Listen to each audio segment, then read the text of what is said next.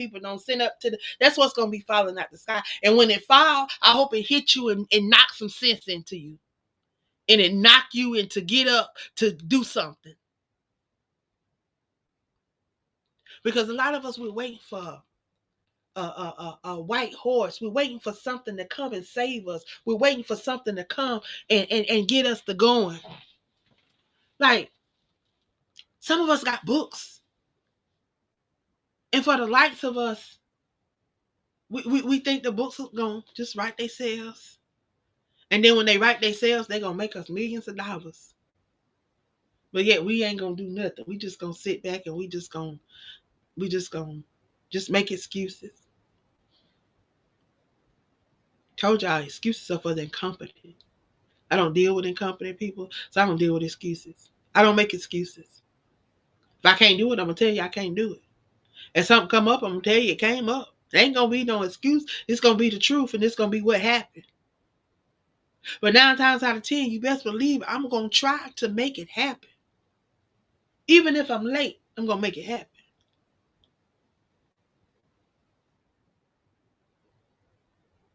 See, one thing that God dropped in my spirit a couple of years ago, and that was, you got to be the change that you want to see in this world. You can't keep expecting other people to be that change. You can't expect other people to live up to those things that you want. So in order for change to come, you got to be that change that you desire to see. So I stopped talking about a lot of things and I just began to move and I just began to do. So a lot of times you gonna have me ask you to do things a couple of times. And then after that couple of times, I'm just gonna do it myself because that's what I do. Because I don't like to keep asking people to do stuff. Because I don't feel like we if you are as passionate about something that you say you are, and you have the love for what you say you have, then you're gonna make every attempt. You're gonna be intentional about those things that you're passionate about. There's not gonna be anything that's gonna stop you. Like, we don't make excuses when we go to that 9 to 5. We know that we got 8 hours that we gotta go to work. Yeah, come on, jump off. I don't care. Huh.